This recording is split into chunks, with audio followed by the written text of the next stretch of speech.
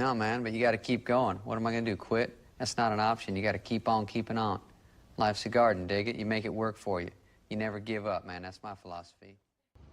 Hey gardeners, hope you're all having a great week out in your gardens. I am back out again this week, 2 weeks in a row, looking at our Persian cucumbers as I made a little discovery down here, looking through here for new fruits. But check this out. Have you ever seen something like this before? 2 cucumbers fused together? Yeah. Something kind of crazy happened with the pollination and the flower in this, but what a funky little discovery here out in the garden. So have you ever seen anything kind of crazy like this in your garden?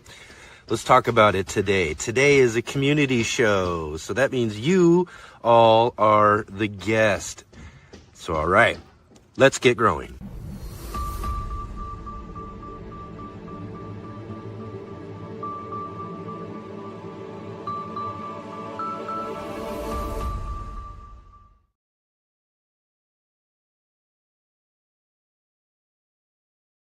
All right, all my passionate plant people and garden enthusiasts. Welcome to the Let's Get Growing show here on the Urban Gardener channel. I'm Enoch. I'm your host today, and we've got a great show because guess what? Yeah, that's right. It's a community show today. So that means, that's right, you, the audience, are the guest. That's right. We got to have you on the show today.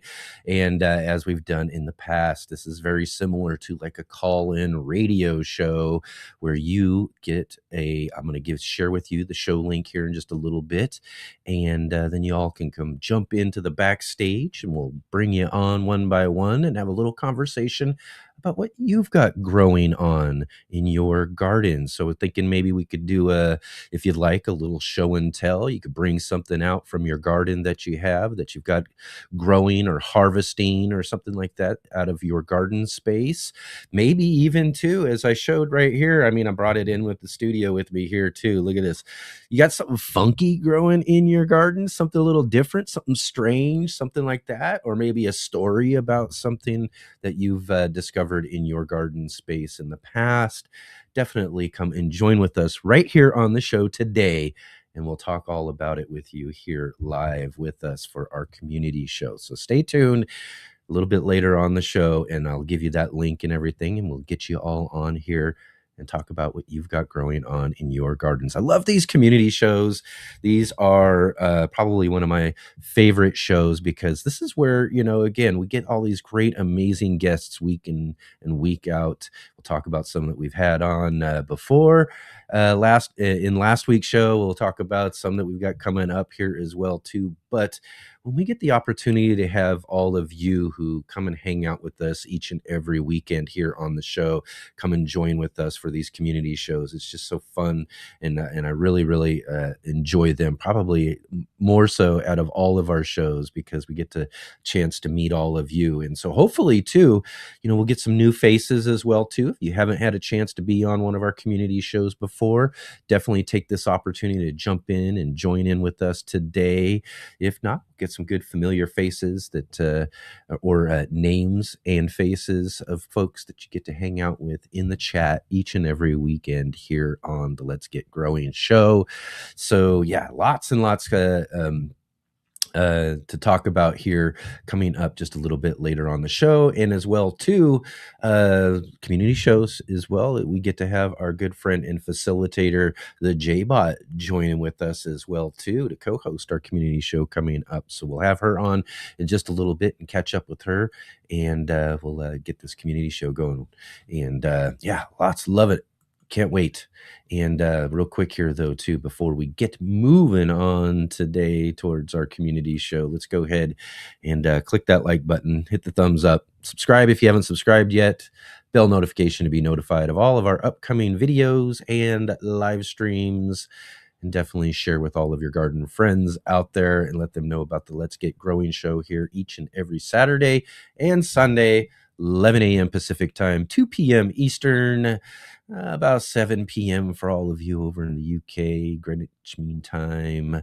And definitely big, huge shout out to all of you who are watching our replay.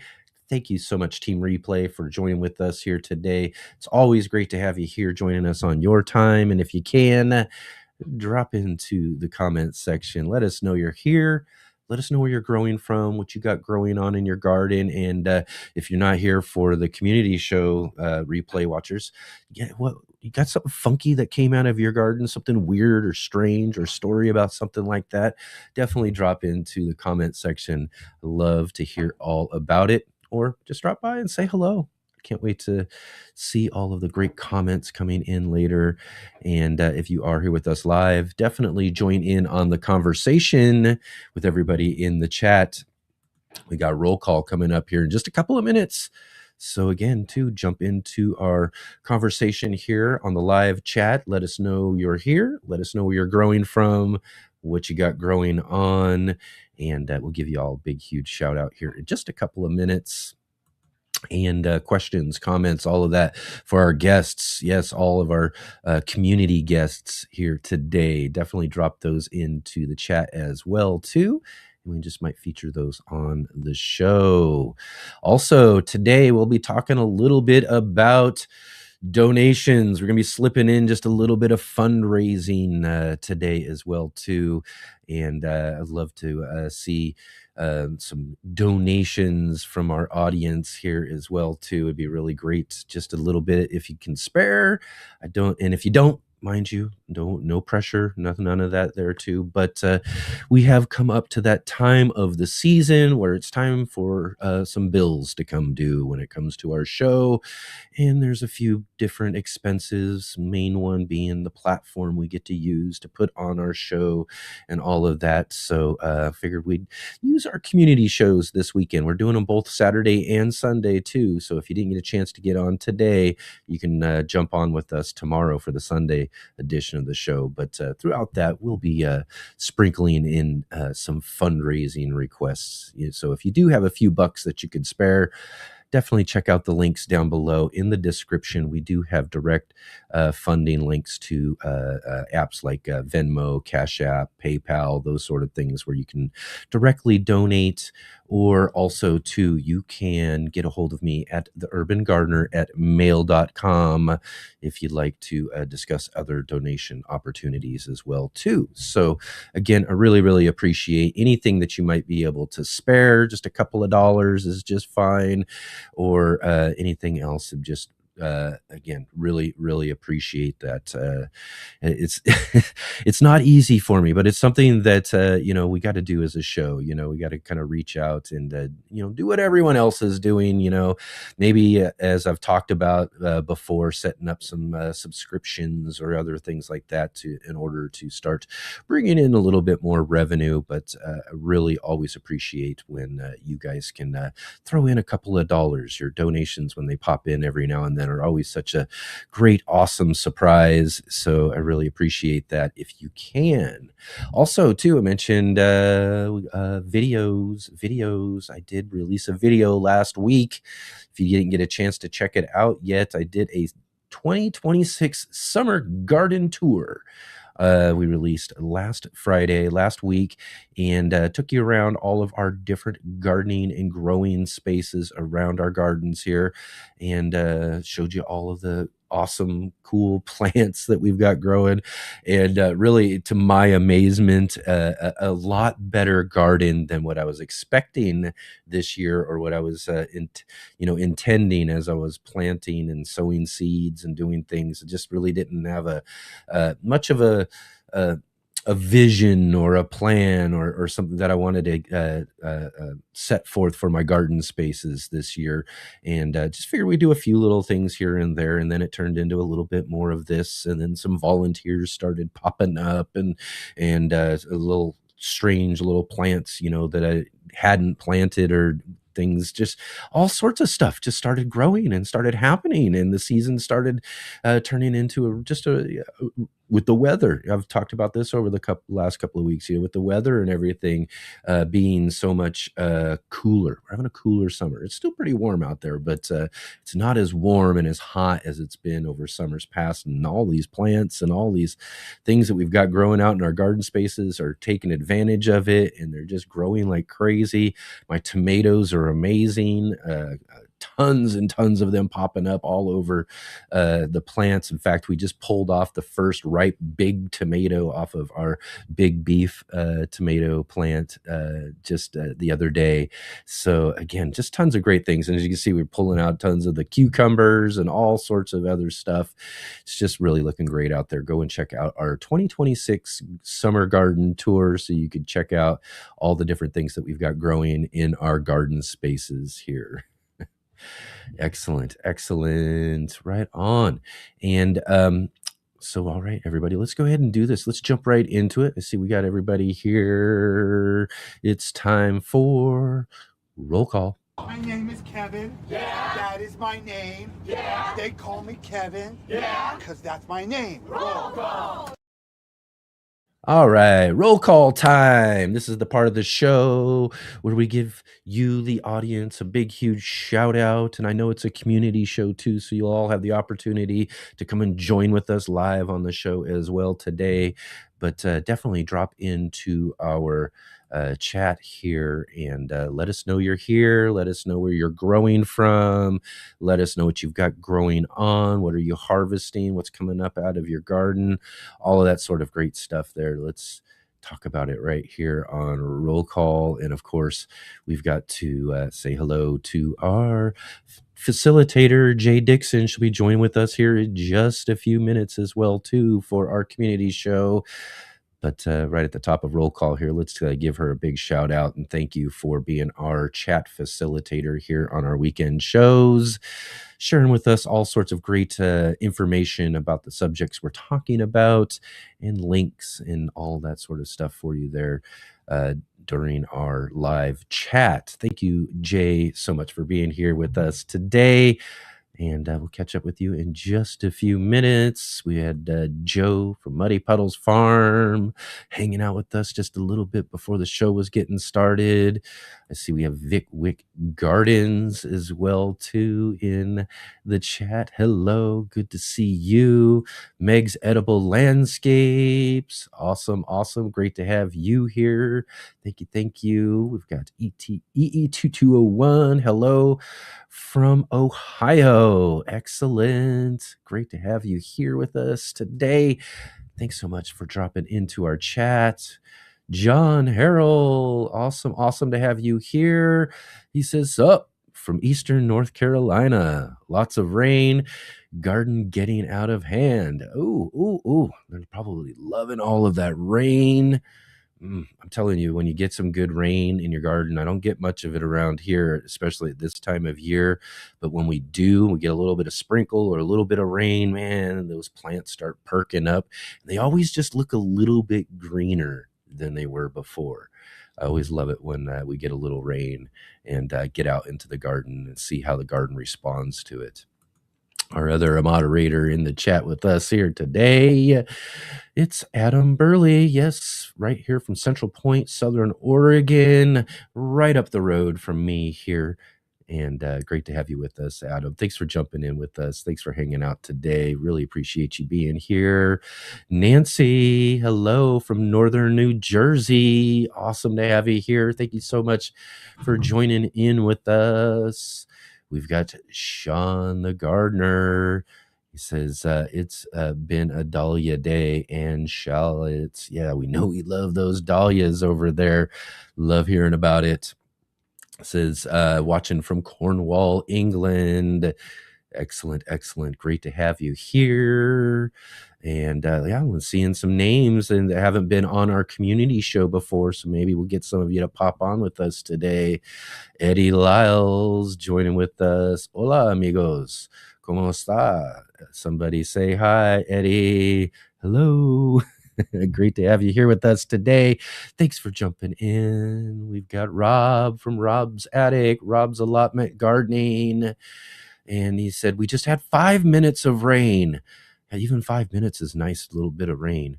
I'd take 5 minutes right now for sure.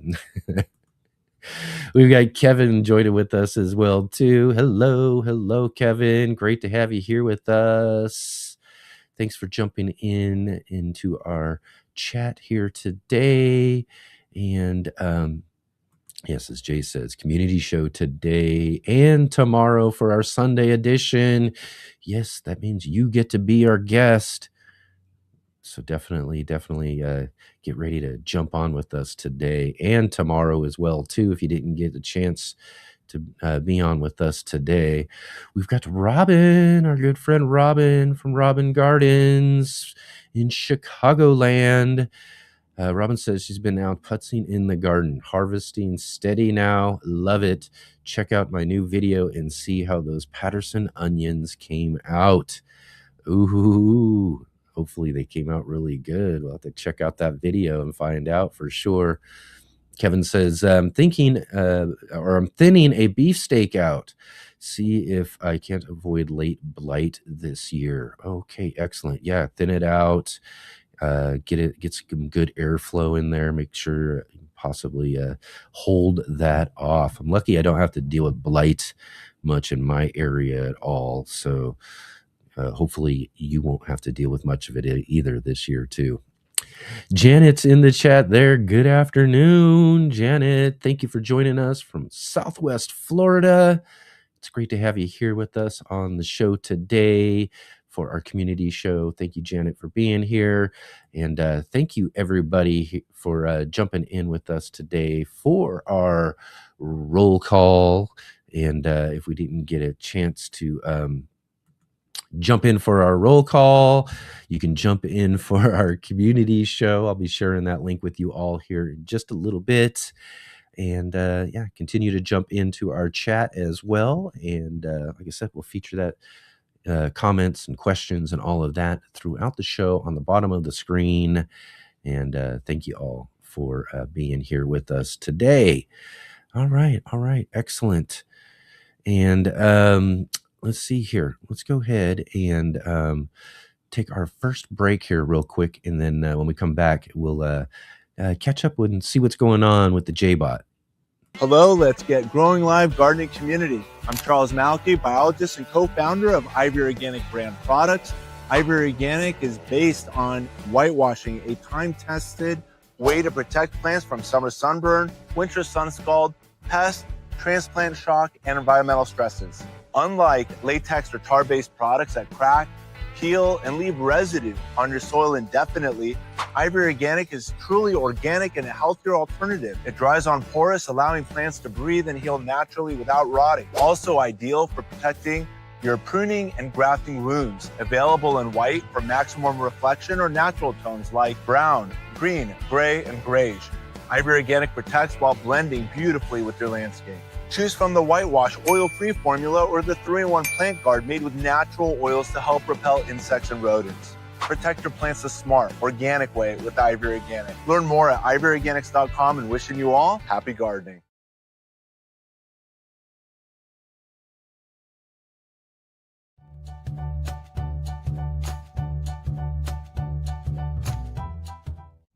Hi gardeners, I'm Brandy, the Suburban Gardenista, and I'm here today with your garden trivia question for this week. And your question for today is, what do these 4 plants have in common? Milkweed, spicebush, pussy toes, and golden alexanders. And your options are A, they are all prairie plants. B, they all have the same growing conditions. C, they are all host plants to butterflies. Or D, they are all toxic to humans. I'll be back a little bit later in the show with the answer.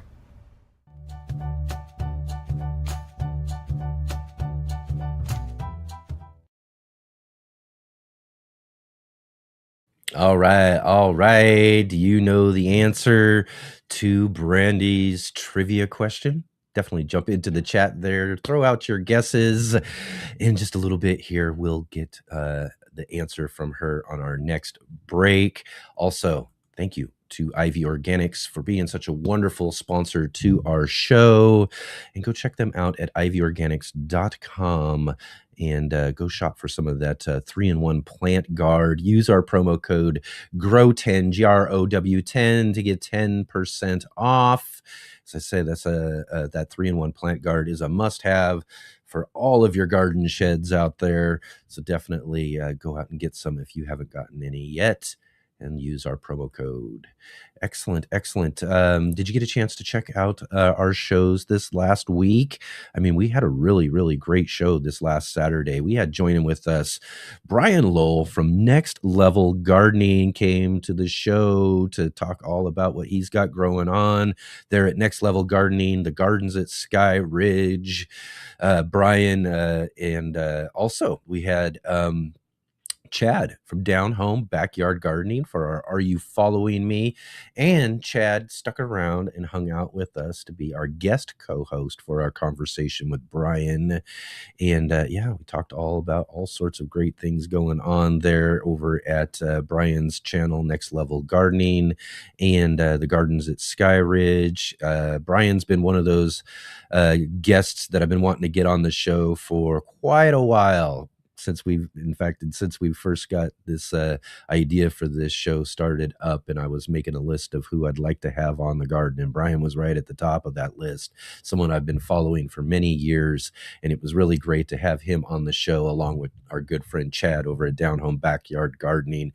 So if you didn't get a chance to check out that show, you're definitely not going to want to miss out. Go and be a replay watcher. Go check out that show from last Saturday. It was a really, really good show. Also, the Sunday edition of the show last week was the third Sunday of the month, and that's our monthly gardening book club, where our good friend Mr. NBC joins the show with us.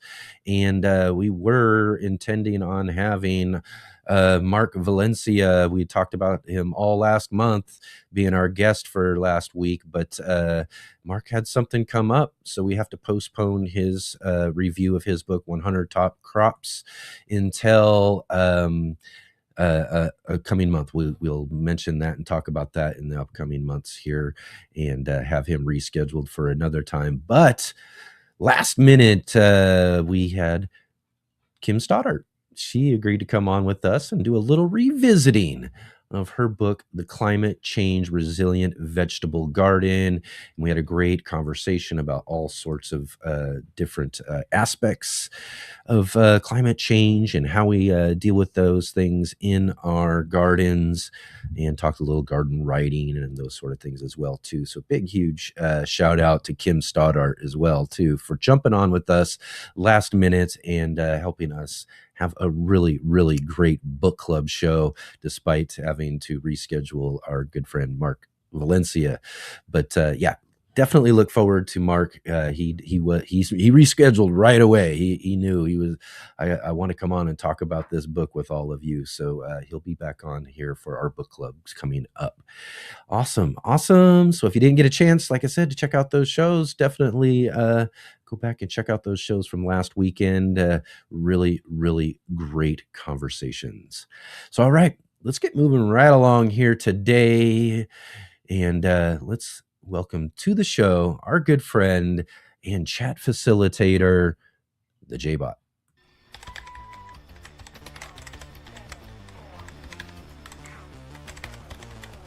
The J-Bot.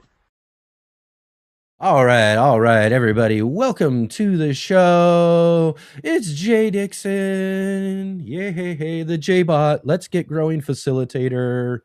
Hey, everybody. How are we doing today? I am in the thick of it in terms of my gardening season, so I'm happy to be here, but I'm a little exhausted and a little numb right now. Lots of garden stuff going on, so it's a little hard to think, to be honest with you. Yeah, I know. And you've been talking about this the last few times we've had you on and all that, because not only are you taking care of your own garden space and gardens that you have in this really cool community garden that you have for all of the different homes in your village that you live in there. you're taking on some of those other plots as well for some of these other people too. So you got a lot growing on. In fact, folks can go back and check out some of our past weekends here not too long ago, where we've done a little slideshow a couple weekends ago talking about some of these different garden spaces and all of that too. But yeah, lots and lots growing on for you for sure, right? Oh, yes. It was a choice a few years ago. Here where I live in a tiny home in a tiny home village, little community here. But we have, for community garden spots for vegetables, we have 44 gardens. And throughout the 20 some years that I've been there gardening, gradually I did different things to try and help some of the more public spaces. So initially, we actually had to mow and clean up everything ourselves, and that wasn't really happening. I actually was running a landscaping property management business at that time, and so I would come up here and kind of exhaust myself trying to catch up the public spaces, let alone my own garden. And gradually I managed to influence people so that the volunteers and paid staff we have to do landscaping, that now they're taking care of the main open areas, the most public spots. Oh boy, does that help everybody. They have the big fancy equipment, they have the time, and it's just so much better. And so I was doing some of that initially. But then also I was cleaning up some of the abandoned spots. And throughout the years, for whatever reason, and I haven't quizzed everyone about it, but the people who used to have abandoned garden spots that they technically rented but just kind of left and didn't do anything with, gradually it... Uh-oh, hello. Oh, Someone's there. yeah, sorry about that. I It's forgot to mute my phone. Sorry about that. yeah. So, yeah. Live streaming. Yay. Yay, sorry about that. So the short version is that more and more people are fully utilizing their garden spots. So it's becoming less of that abandoned space that isn't turning into anything. Yes. And I really appreciate that for a whole bunch of reasons. But sometimes people... I started noticing about a decade ago that some people ran into trouble for various reasons. They were elderly, they became disabled, whether temporarily or permanently. Life just got difficult for a short time and stuff. And so I started letting it be known that if I could manage it, I would help people that were struggling. And that's part of what I'm doing now, is I'm still helping manage some of those public spaces, but I also am helping people who are struggling and having difficulty. And how do I put this? Some of the people that I help, a great many of the people that I help, are actually people struggling in life and do need the help. But I started getting, after a few years, a few people who were... we'll say they have Disney ideas about what's going to happen. You wave a magic wand and show up once a month and your garden will look fabulous like everybody else's. And some of those people, I tried to handhold them through becoming a gardener, and some of them just didn't.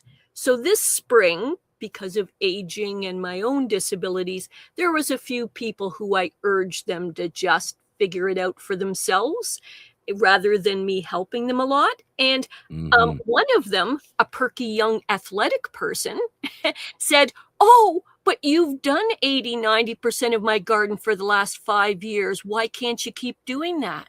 Right. Yeah. And the words that went through my head versus the words that came out my mouth were that I encouraged her to find her own path in gardening and check in with me if she needed help or it was a genuine emergency. But I said, I can't keep being all of your garden. Like, I cannot. Yeah. No longer a thing. So it's a lot of work. It's a lot of work. And, you gotta, you're there to help. and put things together and to get things going and making sure they're nice. But at the same time, folks have got to get out there and do some of that work and get out there and help maintain it themselves, right? Well, my edited language was along the lines of, well, gardening's not for everyone. I love the idea that people want to garden. I love that you want to garden. But the thing is, in order to have the gardening successful, healthy plants, healthy you, all that kind of happening, it does take time and effort. And if it's not you doing it, generally speaking, you're paying someone. And I'm not trying to take on paid work here. I'm Yeah. just saying, yeah, like, I did something like 14 plots where I gave away more than 100 hours each Oh, of wow. free labor. Yeah. Yeah. So Yeah. today, for example, I was watering in the morning. I did 2 people who were away on vacation, so that I'm watering so that they know their plot is good while it's gone. I weeded a public area in front of the sheds. We've got a slightly decorative area out there, and nobody weeds it if I don't. So I'm weeding it in sections. I'm weeding it in 5-foot sections. I do 5 foot and then move on with the rest of my day. 5 foot, move on with the rest of my day. And also there was a fellow who, I don't want to get into privacy things, but the short version is they're having, both partners are having severe health issues, and boy, do they deserve and need help. I mean, whoa. So I'm weeding and watering their garden, and I planted some stuff for them as well. And another person is struggling and having a lot of difficulty, and I'm sort of clean resetting his whole garden so that he's getting, it was a lot of weeding. I'm at somewhere around 70 to 80 pails right now, full of weeds, and I'm at about halfway. Oh, wow. That's a lot of weeds. Yes. Yeah. And they're quite entrenched. They've been good solid in there since. Sounds like some spaces I got to get on top of real soon too. But he's a very nice guy, and he said the spare spaces, if I think I can find a couple things to put in there in his unfenced area that's not very improved soil, I can grow more stuff for the food bank, which is another one of my side projects. So I'm kind of weary with exhaustion trying to get these weeds out of the way to make space. Probably going to be squash, I think. Yeah. Because of rabbits and stuff like that, and sandy soil. So what can I get that goes to maturity for a sure thing that will be unfenced and kind of sandy soil? So yeah.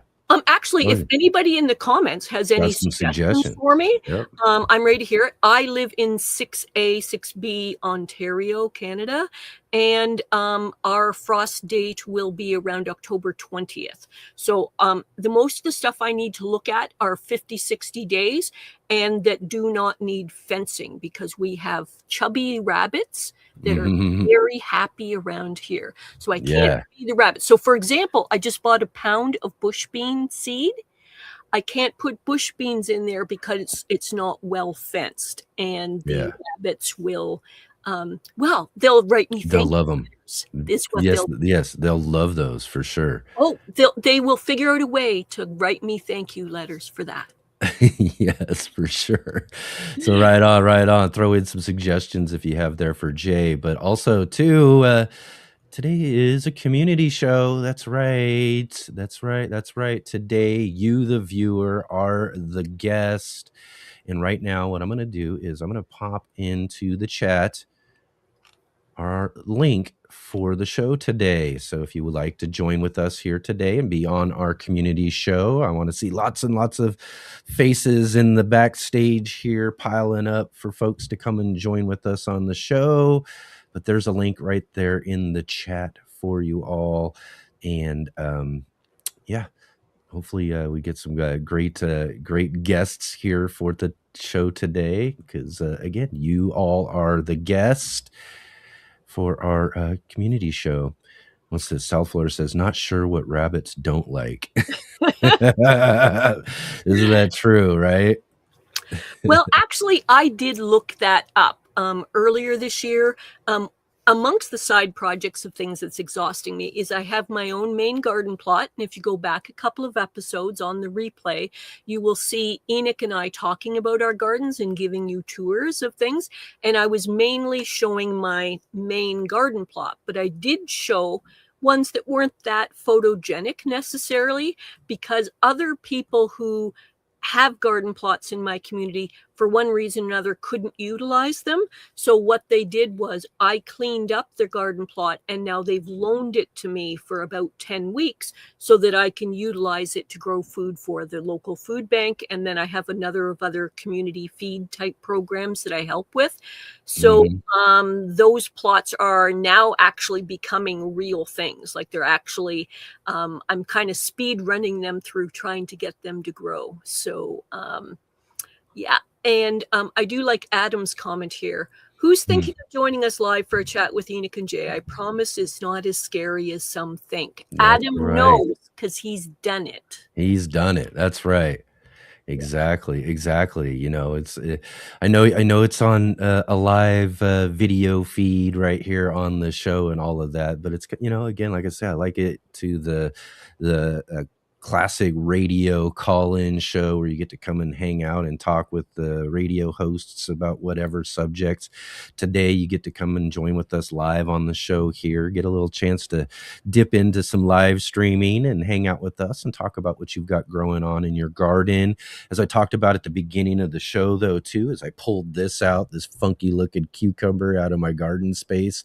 So you got something that you're harvesting from your garden right now. It doesn't have to be funky, but if you got something that's weird and strange, or even a story about something weird and strange that you've grown out of your garden, then definitely use that link that I dropped into the chat there and come and join with us here on the show and tell us all about it. Maybe even bring a show and tell if you want as well too. So you can do that. And I want to hear about all of those funny, cool, interesting things that you've had growing on in your gardens.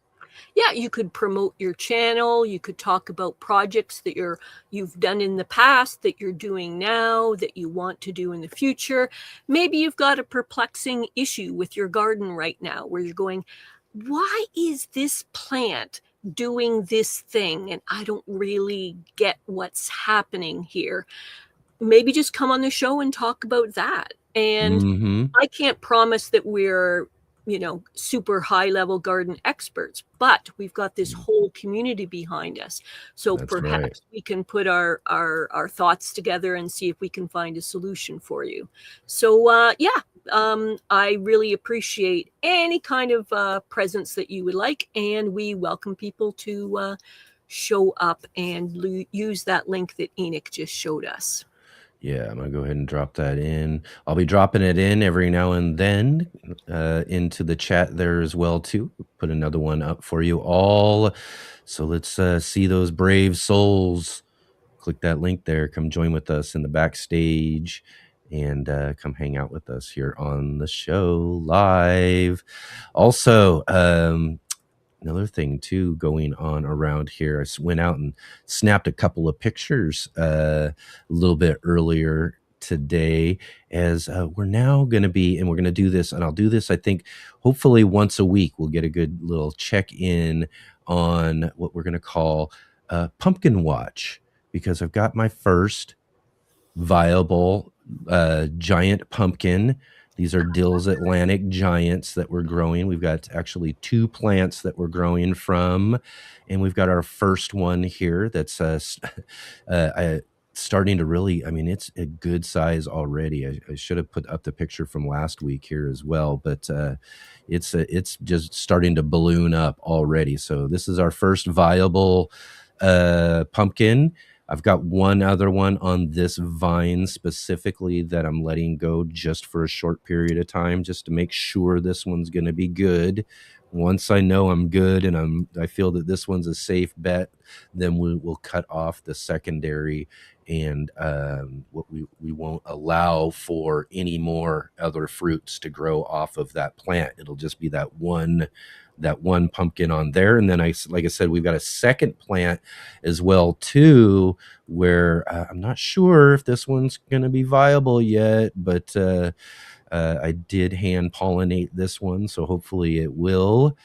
But we gotta, we never know with these young pumpkins like that. You just never know. I've had several that look like they're good for a little period of time, and then all of a sudden they just start to shrivel up and go away, or something ends up happening on the vine, or something, but so it's good to have a secondary for some of those, and then make sure that you got one that's really going to grow and it's holding on to that vine really well, and then we'll grow those out. So hopefully the second plant will have a good viable one here this week. We'll know for sure.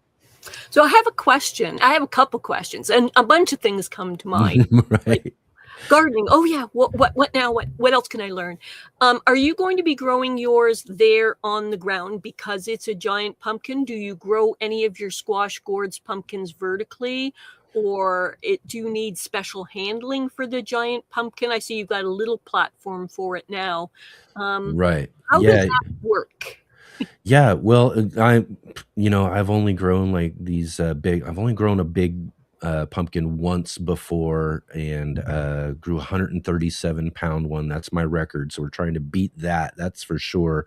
But yeah, so we got the little platform. They'll all grow on the ground, but I'm going to keep them up off of, just to kind of try to prevent any sort of like rotting or any sort of things that could possibly happen to the bottom of it. So, and this is just something I see all these other giant growers do, is they kind of platform them up off of the ground.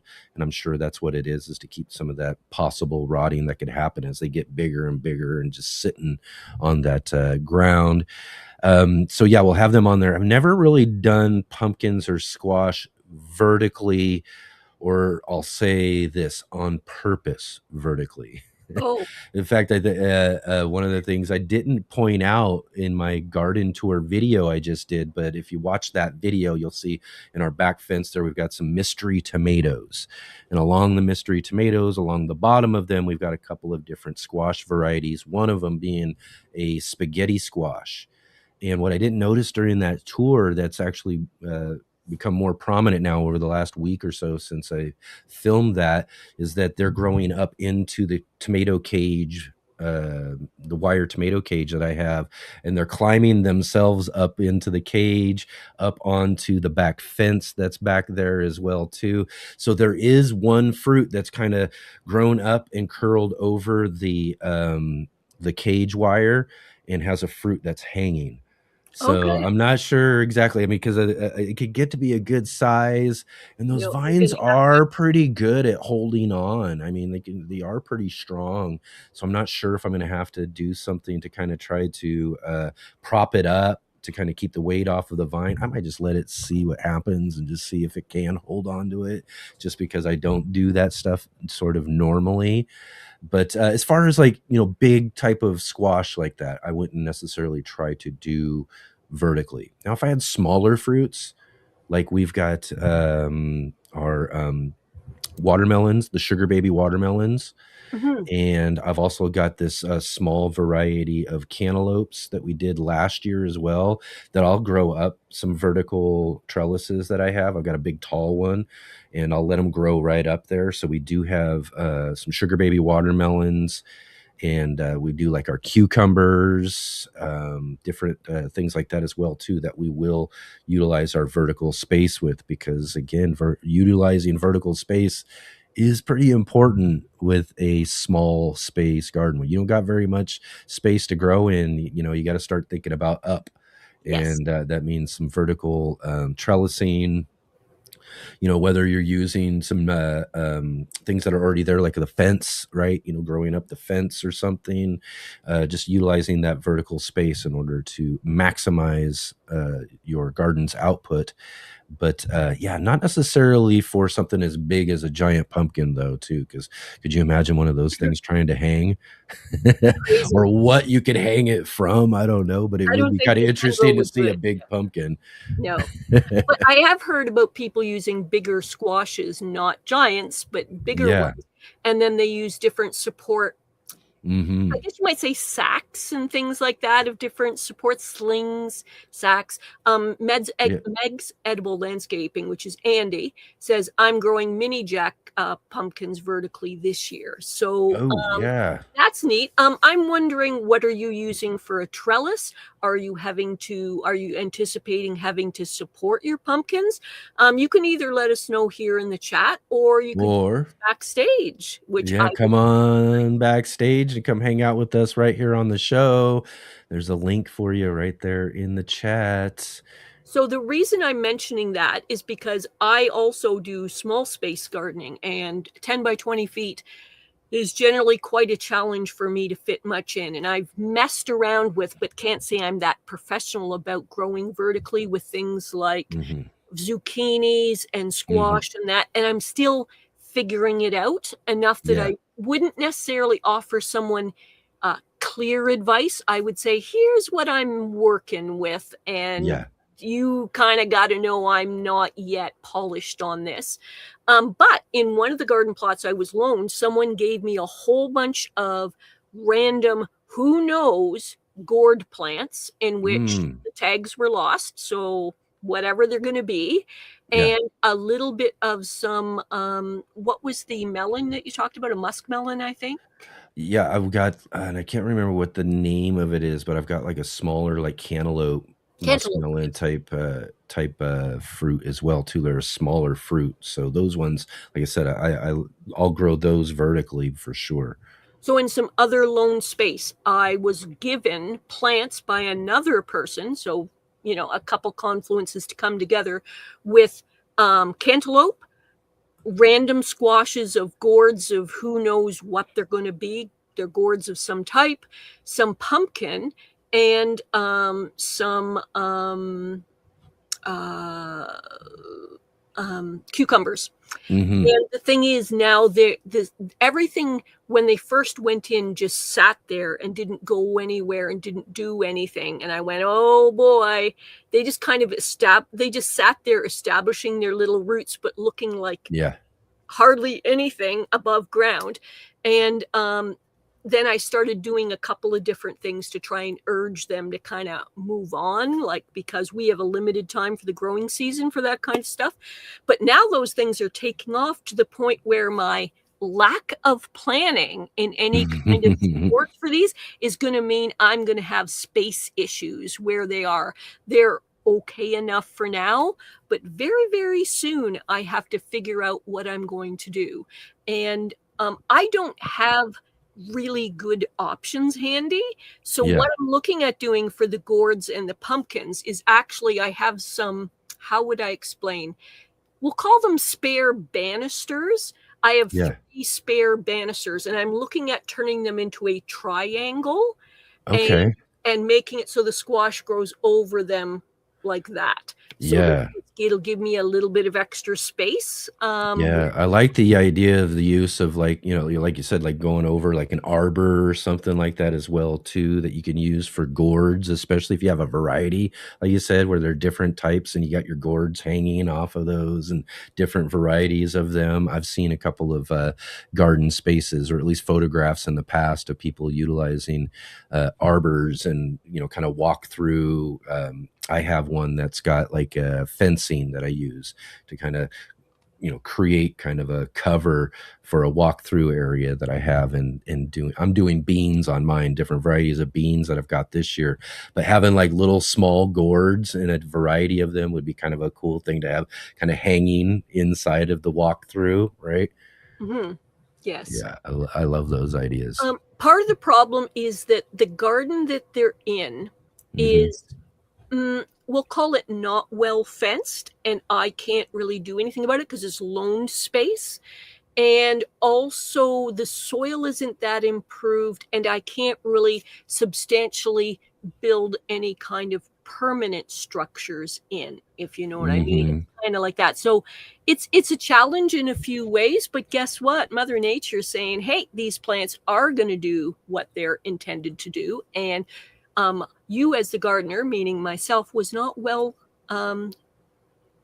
wasn't thinking it through thoroughly about the planning part. So while I was urging those plants to stop being in stasis, I wasn't thinking about what I'm going to do when they stop being in stasis, when they start vining and growing and becoming big. So they're okay, and they may stay okay, but I may be doing vine rearranging so that they can be in the land space that I actually have there, like in that garden plot. And I may be stepping over vines, which is not a good thing. So, but,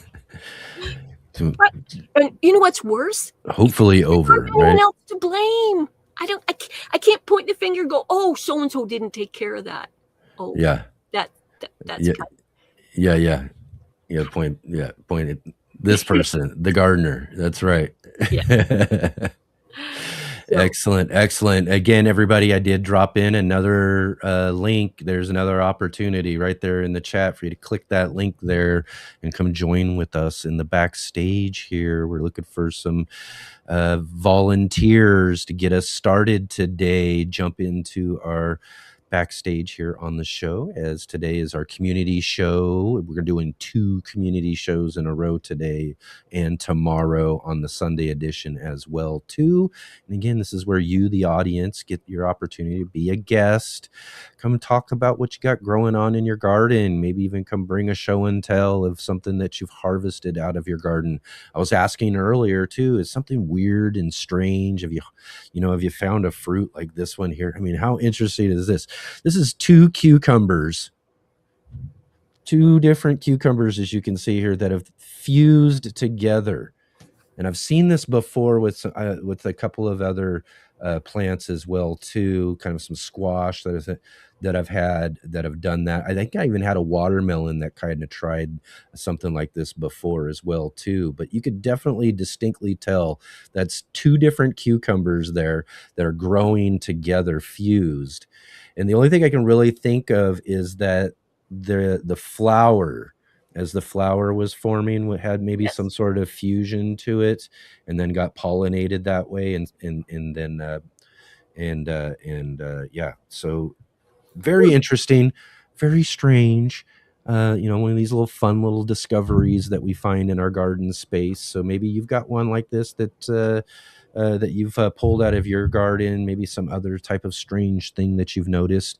The last couple of weeks, I've been sharing with everybody about this tomato that I had that was growing, vipperary, I believe it's called, where you have the seeds are germinating inside of the tomato and popping out of the tomato like an alien, popping out and everything. I would have shared more on that one this week as well too, but it didn't last but a couple more days after I showed it last week, and there was nothing to really show. So they don't really last very long, those little plants, unless you dig them out of there, and which I didn't do. I just wanted to kind of see what would happen and how long they might continue to grow. They did grow some true leaves, but just shortly after that, they just kind of wilted away, because it's not a good growing medium. The actual fruit itself, just like that, as I'm sure it's the rotting and all that wasn't good for the roots and stuff. But it was, again, really strange discoveries that we can find with some of the things that we grow, So maybe you've had something like that happen. I've also shared before about a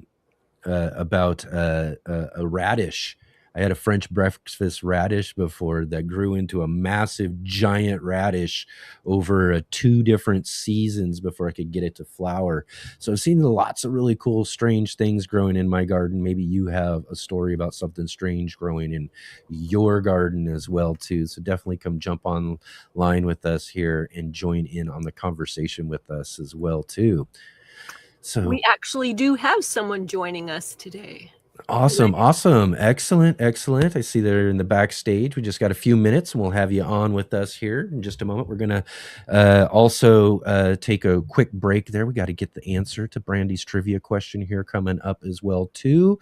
and then we'll get our conversation started here going real quick. I did want to talk about one other thing real quick before we head to our break, though, because I did mention this just a little bit earlier as well, too, is we're sneaking in just a little bit of fundraising as well today and tomorrow on our community shows here, too. So, again, if you do have, and we're no pressure, really, if you don't, that's for sure. But if you do have a few bucks, if you do have a couple of dollars, and literally just a couple of dollars, even, you got a couple dollars, $5, $10, whatever, we got some links down below in our description here of the video where you could go to Cash App, Venmo, or PayPal and throw us one of your donations, because putting on a show like this does cost a little bit of money. We do got to pay for the platform and other things as well, too. And those bills are coming due real soon. In fact, I got to make a decision tonight, in fact. But we got to, do a little fundraising here as well, see what we can come up with. And I really appreciate anything that you guys can spare to help the show out. So I'm going to make a couple of quick comments before we go to Brandy's answer for the trivia thing. It's my understanding that the platform that we utilize to be able to do this show, StreamYard, we're up to the time when you have to renew for that. Mm-hmm. And unfortunately, there is some real expenses to that. So just in case people want a little bit of transparency about where the money is going, in the short term, very specifically, that needs to be dealt with. And then the other possibility that would be nice to be able to do is soon there's going to be an event that it would be really great if we could get Enoch to that event to do a live at the event. Oh yeah. So how fun would that be to be able to do those sort of things, as as we've talked about, for the last couple of years, how great it would be when we get to that point on the show where we can really start doing events and going and doing live shows at places, and those sort of things are really fun. We've had a couple of opportunities. Last year I went to the Fig Festival, which was really, really fun. We got to interview a bunch of really amazing people and have some, and we had a really great show there. So just imagine that on a bigger scale with some of these bigger events would be really fun to be able to do as well, too. But yeah, first and foremost, we got to keep the show going. We use StreamYard as a platform for our live streaming here to put the show together. And that bill is due tonight. I got to make a decision on what I'm going to do as far as that goes and everything. And again, I just really appreciate any sort of donations you all might be able to throw our way. Definitely utilize those. Like I said, we're on YouTube. They got super chats. They got those sort of things and stuff, but YouTube takes a nice big chunk of that stuff. You know what I mean? Yes. So really the best bet for any sort of donations or direct donations through, like I said, the links we have down below. Cash App, Venmo, or PayPal. Now, this is something that I didn't warn Enoch about. I'm just going to say this. Okay. Enoch, hold on. If people donate today or tomorrow towards Enoch's funds, whatever people give, even if it's a couple of dollars, whatever it is, I will match everybody's donations up to a total of 200 Canadian. So what I mean is your numbers, if you donate anything to Enoch, I'm going to double it. So wow, what any money. He didn't know. He didn't. Oh my! Look at that! Yeah, surprise! Throw that at me. Face turning a little pink. Okay. Yeah. So today and tomorrow, any donations you do through those, we're going to quantify, and I personally am going to double it.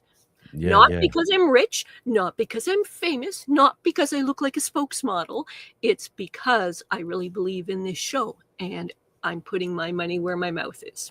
Wow, that is amazing, Jay. Thank you so much. You do so much for this show. I mean, I can't even express to the audience about all of what Jay really, really does for this show, but it's really great, and I really appreciate that. Yes, and definitely no amount is too small. And I guess that goes the opposite too. No amount is too big either, but but no amount is too small for sure.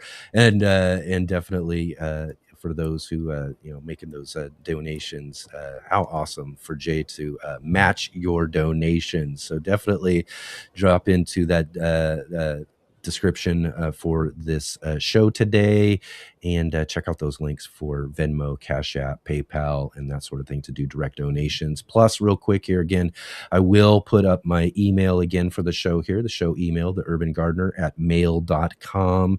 If you have any other sorts of donation ideas or anything like that that you want to talk about besides those platforms that we just mentioned, definitely email and contact me there at theurbangardener@mail.com. All right. Let's move on today. Let's go see what the answer to our trivia question is. We'll be right back. Just one moment. Great. We got some guests coming up here. Volunteers. I can't wait. Hey, gardeners. Thanks for tuning in to our show today. We'll be right back at it here in just a moment. I just wanted to take a second here to highlight our regular videos and features here on the Urban Gardener channel. Our weekly garden journals,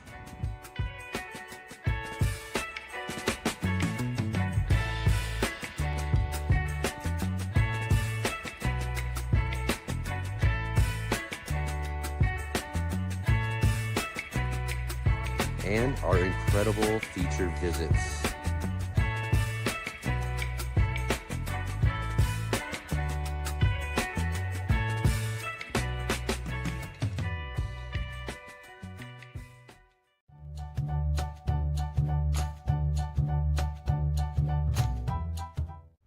I'm back with the answer to this week's trivia question. Do you know what all these plants have in common? Milkweed, spicebush, pussy toes, and golden alexanders? The correct answer is C. They're all host plants to butterflies. Butterflies are picky little creatures, and they will only lay their eggs on certain plants or families of plants. This is a specialist relationship between the butterfly and the host plant, or the plant that the caterpillars need to eat to survive. You'd think that in a biodiversity crisis, these little creatures would be a little more open-minded, but they are not. So we need to be more open-minded about planting more host plants to support our native butterflies. Of all those plants I listed, they're all a host plant to a different type of butterfly. The milkweed supports the monarch, spicebush supports the spicebush swallowtail, pussy toes supports American lady butterflies, and golden alexander supports the black swallowtail. If you want to see more butterflies visiting your garden, consider planting more host plants to support the butterflies that are native to your area. I have all those 4 plants, and I've seen all of those butterflies in my garden. But before I had those plants, I saw none of them.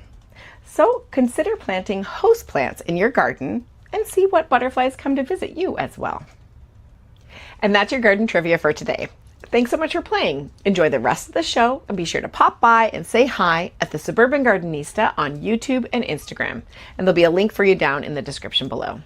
Thanks again and happy gardening.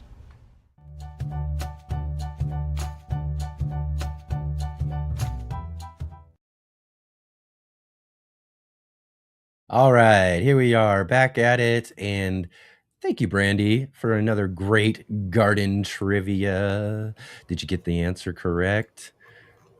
All right, go check out the Suburban Gardenista in our link down below in the description for you there.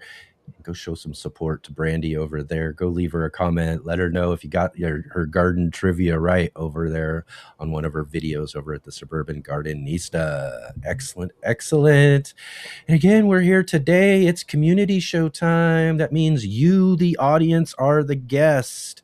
That's right. You are the guest today on the show. And what we'll be doing here, as I've done already a couple of times, is sharing with everybody our link. I'm putting the link into the chat there so that everybody gets an opportunity to click that link there and join with us on the show today. And we've already got a couple of volunteers in the backstage here, Jay, to join with us today. In fact, our first guest that we're going to invite on to the show today is actually new. I don't think we've had this guest on a community show here before. So let's welcome to the show a name familiar to everybody in the chat. That's what I love about these community shows, Jay, is that they're all folks that we get to talk with and hang out with right there in the chat each and every week. And now we get to see their faces and have a conversation with them. Let's welcome to the show, Andy.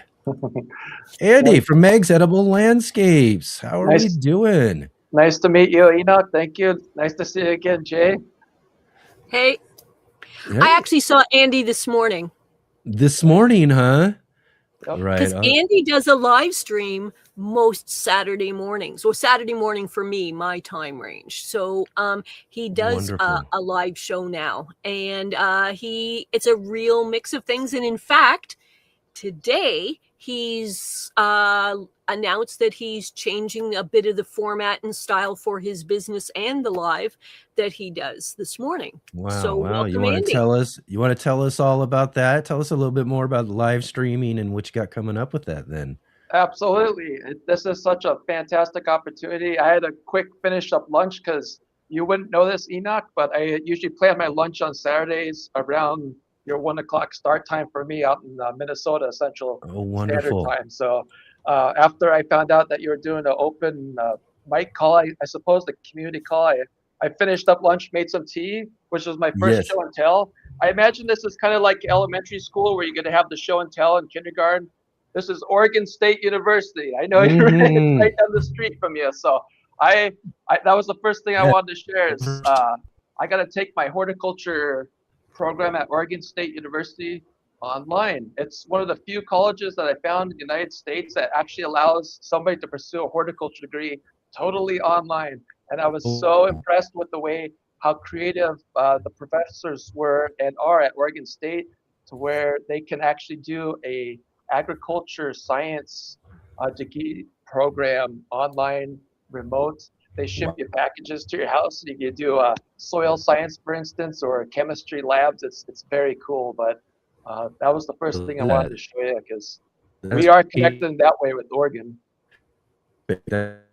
Awesome.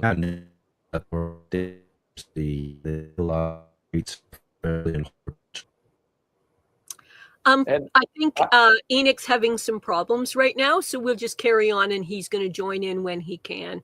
Okay. So how interesting. In fact, part of the discussion that Andy had this morning on his live, and I do urge people to check out his channel as well as his general lives, but this one specifically this morning, he was talking about how he's shifted and rebranded his business, which is in the horticultural business, over the years as he started to have different opportunities present themselves. Do you want to talk a little bit about that?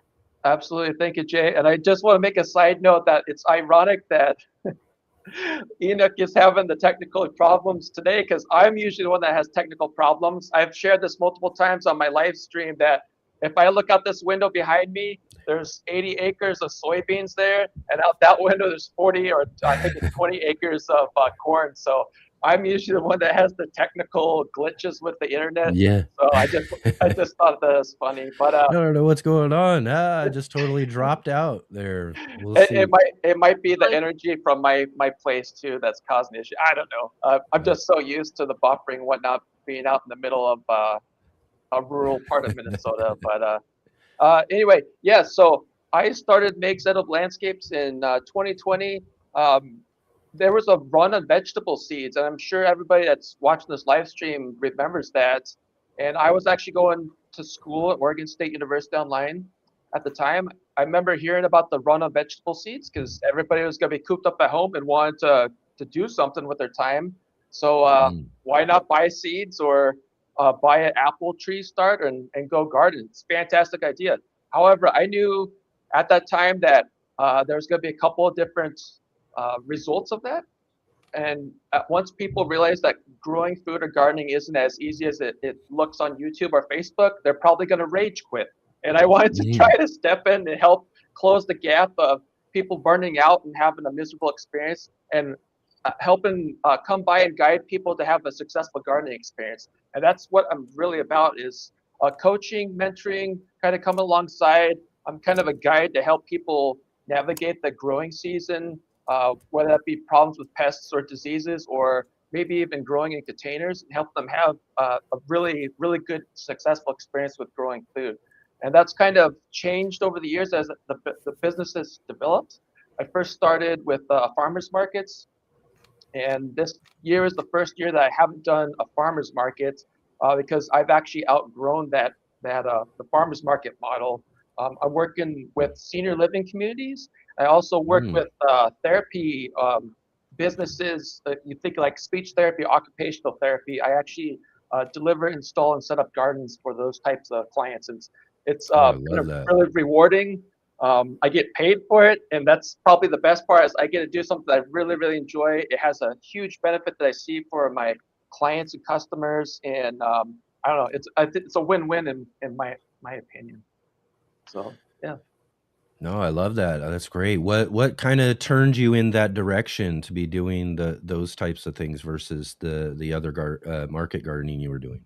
Yeah, so this is I actually shared this little this morning. I'll make it this quick, Yeah. but I actually got into it by accident, and I think a lot of businesses that find their niche or their purpose, I think they probably have a similar story of I went to pitch one of my gardens to a senior living community, and found out that I couldn't do a mobile container garden because their Mm. patio was off limits. They're actually under a massive renovation project. So as even though they had a nice, beautiful patio that their residents could use, we couldn't use it. So I told the director there, I felt kind of silly because I came to pitch a garden and we can't even do it because you guys have construction equipment all over. But she asked me if I could do a like a 30-minute, 60-minute like workshop with some of their senior living, assisted living and memory care. And so we sat down, kind of sketched out what they needed from me, and then I just ran with that. Called some other directors at other communities, and they said, "Yeah, we'd be interested." It's 24 And then degrees we and get to this point where this is probably 80% of my work this year is working with senior living communities, with assisted living, memory care, dementia care, and then skilled nursing, because nursing homes also bring me in to work with their residents too. Oh, that's really great. I love that. Did a horticultural therapy. Yep, absolutely. So that's a very interesting evolution of your business, like from physical things that you were looking at plants and how you're going to sell them at a market, selling beyond the actual plants at the market, moving on to the concept of who all can sort of host plants and having your edible landscapes as part of being hosted at people's businesses usually. And now it's evolved from that onto the senior living, how it's sort of still horticulture, but what it's doing is it's moving into a type of therapy and all the different benefits that there can be for regular people, let alone, for seniors. And what I really liked is when I was watching your show today is how much you came alive when you said words to the effect of, and I'm not doing a proper quote, but you said words to the effect of, I found my purpose. This ticks all the boxes for me. And I stumbled across it, and it's plants, but yet it's people, and it's me helping them, and it's education. And how you lit up when you found your purpose. Absolutely. Yeah, that's and what a great purpose. And again, when you find, things that, we're, really, I can say meant to do in a way. We find these things, we're like, oh, this is something I've just, really drives me when it comes to, that sort of thing, and finding it within the space of gardening and all of that, to be helpful of others and to share and to do things like that is just really, you can't think of anything better to do, really, huh? Mm. I have a quick comment I'd like to make to tie my experiences this year with the senior living community and your show, Mhm. Enoch. And Oh. what that is a lot of my clients or residents at these senior living communities, they were gardeners for 40, 50, 60 years in some cases. Mhm. They have a gold mine of knowledge. And that's Yeah. another aspect that I love hearing these stories. And that's part of my job, frankly, is especially with memory care, dementia care, is make those connections or try to um, try to better these residents' lives in Yeah. so some of the stories, some of the stuff I've learned, Case in point, this week I learned about squash flowers. One of the residents is telling me that his father lived through the Great Depression, and they used to use squash flowers for meals. They'd actually Ye- take the squash flowers off the plant. I think it is milk and some flour, egg, and they would actually fry them and eat those as a meal. Like, I had no idea, but that's the type of stuff that I've learned, and I just want to share that with you Right. guys too, because it all comes together with this gardening community and our experiences together. It's just very, Yeah. very cool.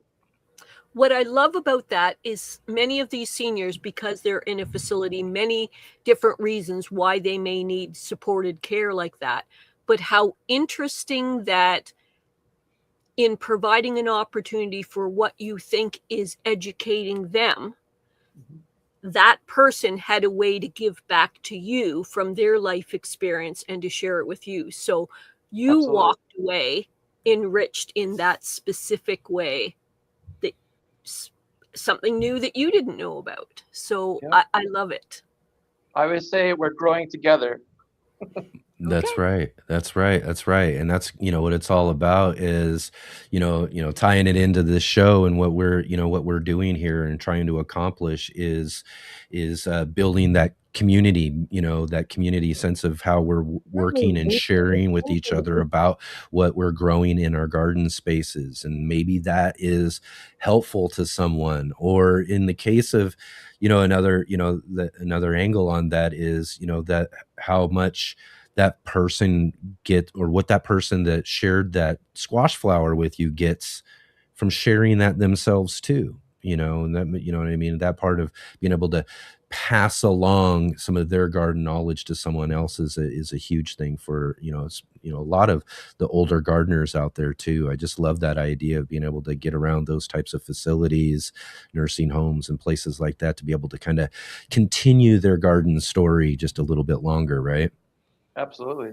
I have one more thing I'd like to share with you, if that's okay. Absolutely. This is I actually use this during my workshops. I talk about some people use you could use mace or pepper spray for personal protection, but if you have something like this, a massive zucchini, you could use this as a club. Yes. I love So get, this is a zucchini from Astia. That's the variety that I grow. It's a workhorse. It will perform until the frost shows up here. Well, actually, when the days start to get shorter and cooler. But I always say, if you take your eye off of this zucchini plant for longer than a minute, you're gonna get something like this and it's lots of growth. amazing what they'll do overnight. It's unbelievable, unbelievable. Yeah. Yeah, exactly. And one of the things too, and Jay kind of touched on this, and I didn't expand it all earlier, but we were talking about trellising and those sort of things just a little bit ago. Have you tried single stock trellising of a zucchini plant? I did this last year. It was really kind of a fun little experiment.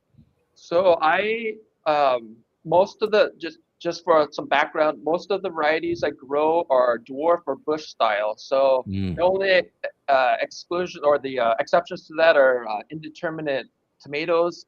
And we have such a short growing season here in the upper Midwest, and I'm sure Jay uh, would say the same thing, is that I find stuff that I get the biggest bang for my buck until Jack Frost shows up. So the yeah. stuff that I do vertical, I haven't done zucchini, but I'll do watermelon vertical. I'll do cucumbers vertical. I have my favorite varieties at this point, just like that Astia zucchini, that are absolute workhorses. And as long as we have decent weather during the summer, they're just going to produce and produce and produce and produce. And the bush or the plant stays relatively compact. It also helps me when I go to move the plant, because I can't get something that's just so big that I can't move, especially with it being in a grow bag. So those are kind of the plants that I trellis. And then to answer, I did put in the comments, but I use bamboo stakes for a Mhm. couple reasons. They look pretty. There's aesthetic value to them. And then I use Yeah. half-inch diameter and then 4-foot tall stakes. I'll put 3 or 4 of them in the container, and then I use just regular garden twine to tie them together. And it's kind of like that version of a galvanized cage that you might use for some of your plants. Wonderful. Okay, good. Well, that's Um, awesome. Well, thank you so much for joining us. I really appreciate you stepping up on stage. I'm actually hoping to see more of you on the show if you're willing for future episodes. Perhaps we can look at whether you might be able to be a guest. You certainly have developed a niche career for yourself that kind of has evolved and changed, and I really appreciate that you chose to stay flexible in what you were doing instead of, some people feel like if they start on one path with their business, they have to endure and persist despite. But how you took a single opportunity of, oh, gee, I'm not really going to make my usual sales here for my, evolving business. And you went, well, wait a minute here. Here's another thing that actually became a much truer calling for what you want to do with your time and your business. Absolutely. Yeah, that's great. And if anybody else has been bitten by the gardening bug, or to go into like commercial production, I'll just put this out here. There's over 30,000 senior living communities in the United States alone. Oh, There's a yeah. massive opportunity, and there's not enough of me to personally meet the demand of these communities. So this is a huge market that's developing. Yeah, and there's also, besides senior living, there's other different types of care facilities, memory care facilities, places, all sorts of places of that sort of nature where gardens and a bit of horticultural therapy would be very helpful for folks out there. And I just, I love that story. And like Jay says, we're gonna have to get you back on, talk a little bit more about that down the road for sure. Because again, this is something I've done a few shows on it. We've got some actually planned coming up here in the next couple of months as well, too, to kind of touch a little bit more on horticultural therapy and things like that. But I just love that idea. Andy, how wonderful. Thanks for jumping on and being with us today and being our first guest, a new face, too, for our community shows. And again, too, hopefully we'll get a chance to learn just a little bit more from you down the road as well. As a closing comment, I'm just going to be a little bit bold here and say yes, and because you had such a good idea with the idea of more people doing what you do, perhaps you want to create some kind of template or program for having people about what they need to do such a thing, and maybe making it easier for people. Now, maybe that could be another side business. I appreciate that. Yeah. Well, awesome, Andy. Thank you so much for being here with us today. Really Nice great. meeting you finally, Enoch. Absolutely. Thank you so much. Yeah. Great. Awesome. Excellent. What a great start to our community show today. We've got a couple more waiting in the wings as well, too. I do want to mention that if you are on our community show with us today, also keep that link to the backstage. You can come and join with us after the show, after the end credits there, for a little short after show conversation if you want, for guests of our community show today. So again, everybody, jump into our chat there. Got links for you there to come join with us on the show if you want to get in here. We do got to kind of rush along here real soon. I was having such a fun time talking about that with Andy, but let's also remember too, we're collecting donations today and tomorrow through our community shows, kind of a little fundraiser we're sneaking in here as well. Jay did mention right before we brought Andy on, though, too, that any donation, there's no donation too small when it comes down to it, a couple of bucks or anything like that, but up to I believe Jay said 200 Canadian. She will match your donation. So yes, definitely take advantage of one of those links down in the description to Cash App, Venmo, or PayPal, and drop us a donation over there to help us pay for some bills that we've got coming due for the show here and some future projects we want to look into. But yeah, up to a couple $100, Jay will match your donation. So definitely drop into those links below. And yeah, I look forward to seeing those donations. And if some of you have to sort of look at some figures or take a little time to think about it and stuff, I'm willing to do that matching today or tomorrow while our shows are in place. So any donations that happen, so let's say there's a reason why you can't quite sort that out right this minute, as long as that donation comes in this weekend, hooray, I will double it. So let's say you only have a couple spare bucks and that's all you've got. Well, $2.50 will turn into $5. Magic. Yep, exactly. And yeah, really appreciate that, Jay. What a great addition to our fundraising effort this weekend and everything. So I look forward to any little donations. And again, no pressure for any of you who haven't, don't have the ability to do that. But like I said, no donation is too small. Just check out those links in the description. All right, community show. Next up on our community show here is a familiar face around our community shows, and also when Jay does some J-Bot takeovers. Let's welcome to the show Joe from Muddy Puddles Farm. Hi, how are you? I have to say, every time I think you can't do any more or be any more wonderful or any more generous, Jay, you surprise me again. You're amazing. How is that? It surprised me too. I know. We can all see it on your face. We can see it on your face. What? No way, really? I thought about letting you know ahead about that, and I went, I think it's kind of more interesting for it to be a true reaction during the show. Yeah. Absolutely. Well, you asked for show and tell, so onion. Oh yes, there we go. Onion. I was gonna say I saw that and I was like, what is that back there behind her? Those are all my onions drying. We actually have rain, so they're not outside drying. We have a steady that it's been cloudy all day, teasing us that it might rain for the first time in weeks and weeks and weeks. And it's finally arrived. But these are all my onions. Hang on, I'll grab one. They're all a pretty good size. Wow, nice. And there's about 100, just over 100. So wow. I'm really pleased with my onion. Sorry, really pleased with my onion harvest this year. Yeah, so that's kind of what I've got going on at the moment. Lots of onions. I haven't dug them all up. I've got some of my my show onions still going. So I'm hoping that they're going to get even bigger. But yeah. Wow. That's my latest thing.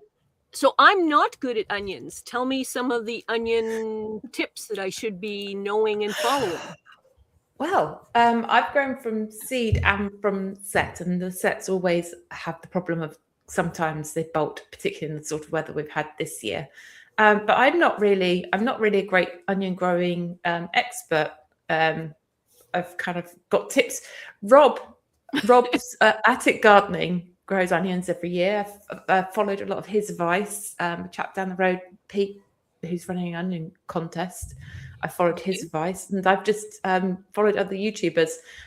Basically, I put them in the soil in November under grow lights and kept them reasonably warm and kept potting them on and kept feeding them like once a week feed. They've had just liquid organic seaweed fertilizer and then planted them out with plenty of manure and about what time you said you started them indoors around November, right? Yeah.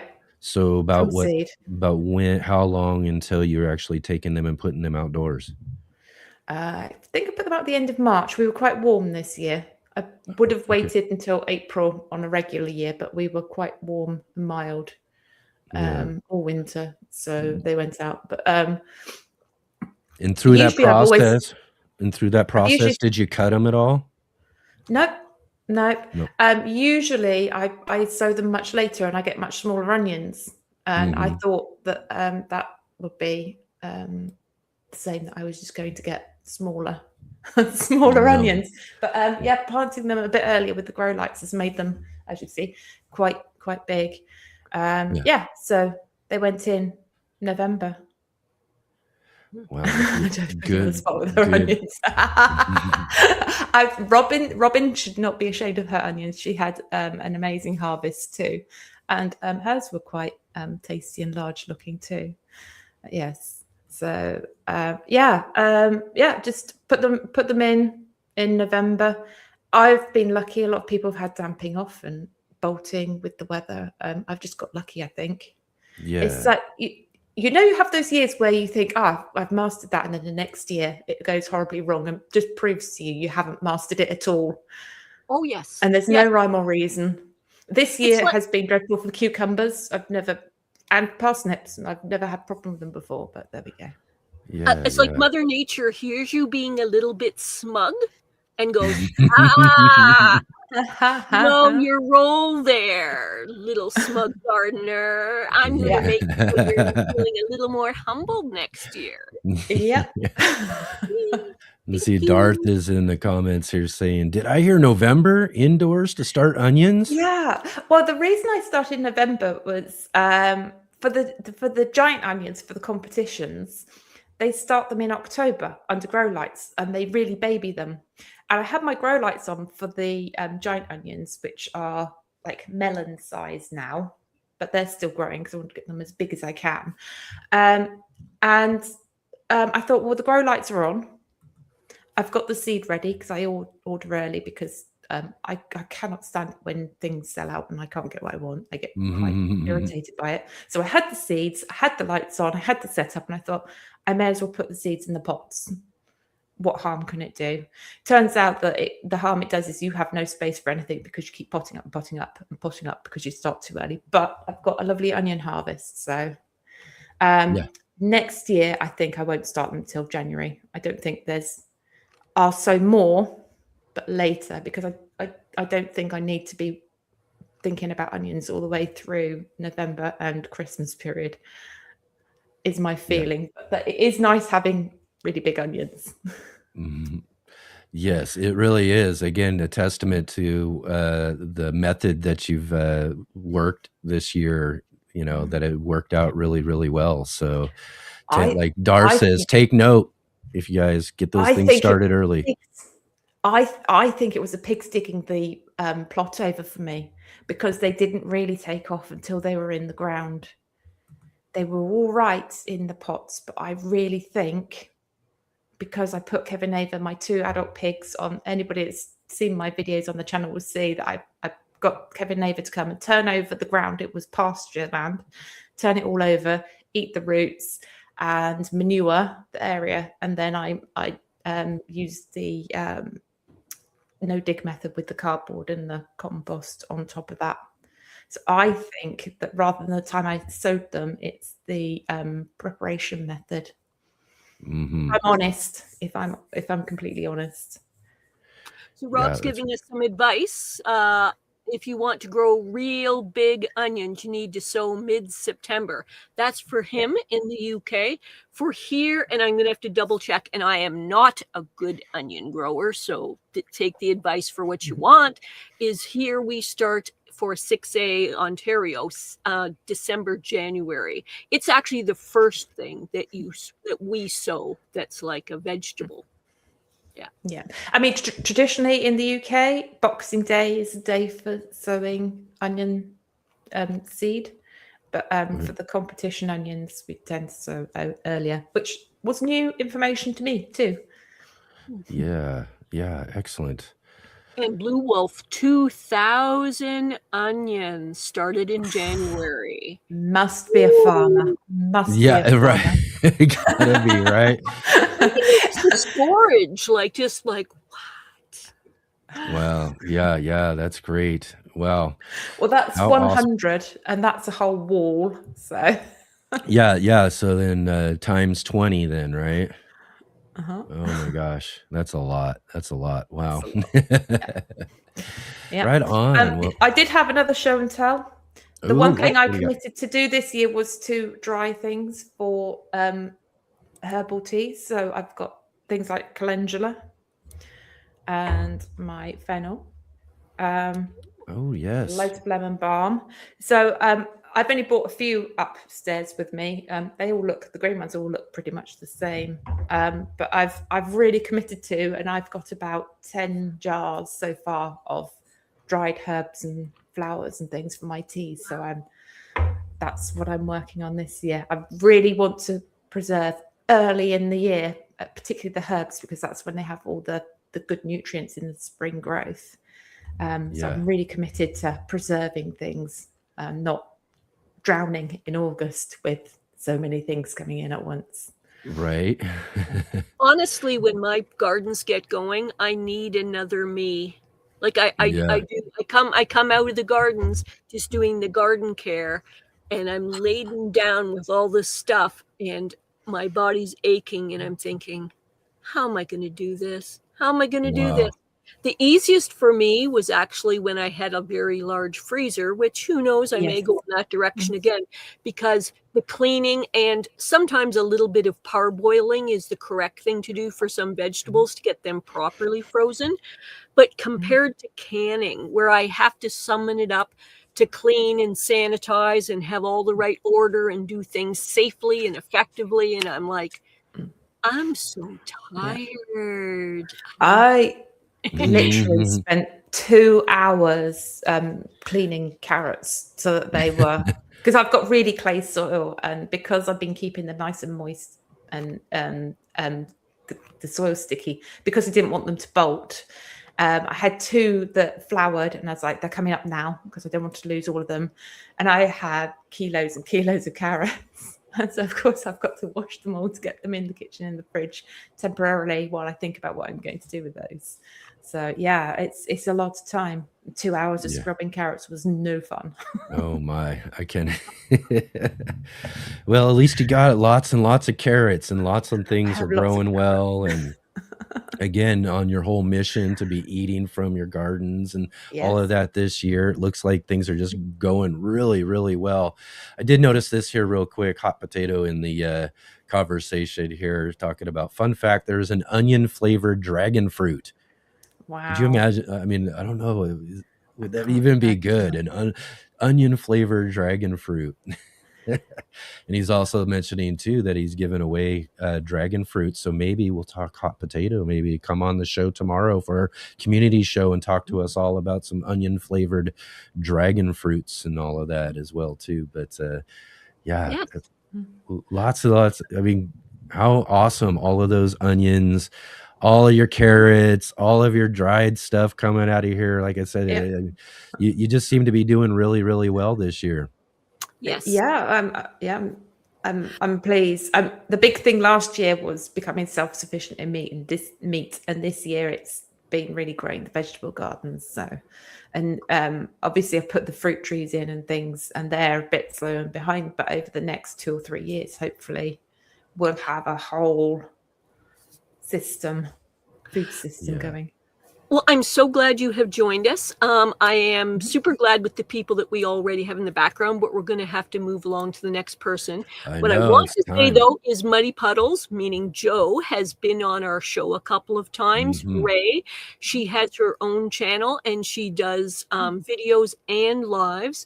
The lives are on a little bit of a hiatus for a while because there's some busyness in her life.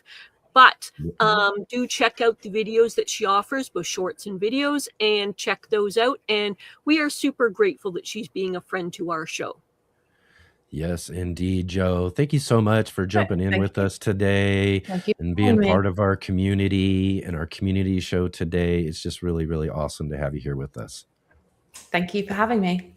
Excellent, excellent. Oh, I got to get this. Let's do this. And we'll see you just a little bit later. Thank you. All right, real quick back here.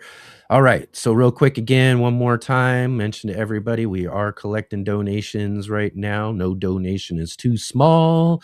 And Jay's doubling your donation. So drop into our description below. Find the links for Cash App, Venmo, or PayPal. I did want to mention that we did get someone asking, can one do a mail-in donation?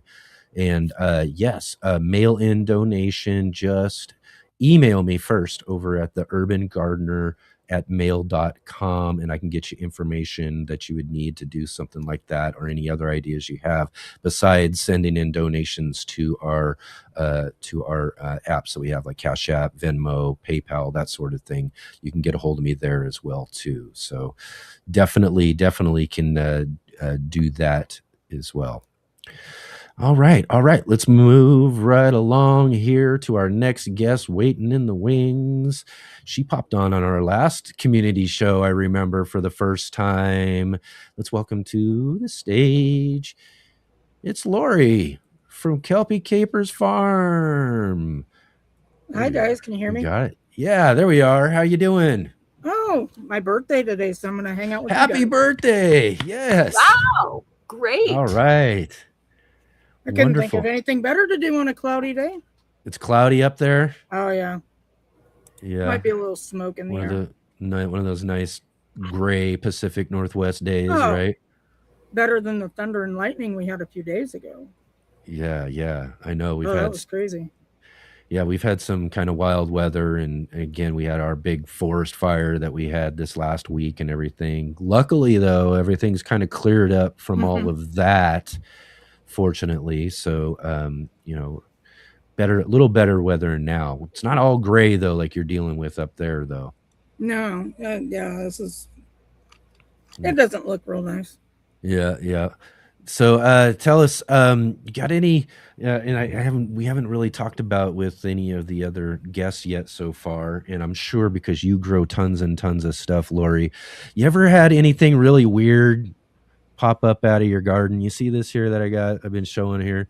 This is a cucumber that's fused together like this. I cull those out. Yeah, but I mean, you still find things like this in your garden, right? Not very often. Well, how do you cull them out if you don't find them? No, you can tell when a bloom's going to faciate like that. Oh, okay, all right. And so I pull them because I need my plant to expend its energy on stuff that's going to look good because I'm a seed saver. Right, exactly. Right on. So any other things or anything funky, weird, some interesting things that you've ever had pop up in your garden? Any volunteers, anything of that sort? Tomatoes, yeah. Yeah. That's how I got my tomato. It was a volunteer? Mm-hmm. And which one was that? What's that tomato called again? Lori's WTF. Oh, yes, that's right. I love it. That's great. Because WTF is this? I don't know. Yeah. So I'm working on a cool project this year. This is called a Flanagan Grex. And a Grex is when you breed just a whole bunch of beans and you get a mix. Okay. And then you grow that out. And this is in an F3. And trying to get the one that I want out of this mix here. I don't know if you can see all of those different ones. Yeah. And all these are Appalachian varieties that I'm adapting to the Cascades. Okay. Excellent. So, and they're doing well, growing well. I've got one variety out here. If I can get it to stabilize, I don't know what I'm going to call it, but I can tell you the leaves on that thing are like this big. They're as big as my head, and it hasn't set any fruit on it yet, but it's a pole variety. And we built some funky trellis over the top out of PVC pipe, and that thing has filled that in, and this is just 6 seeds. It's huge. They just they get going crazy. My beans are just now, I mean, I get mine started up and I'm like, okay, these will work here, this and that, and then they grow and they start I got and they start going crazy and they start taking over things. They start reaching and grabbing other stuff and trying to drag it down and pull it down and everything. Beans just get really, really unruly in the garden space. Well, and then I have my main ones are in my back grow tunnel. So I have, I think, 35 varieties back there. I have 2 20-foot greenhouses.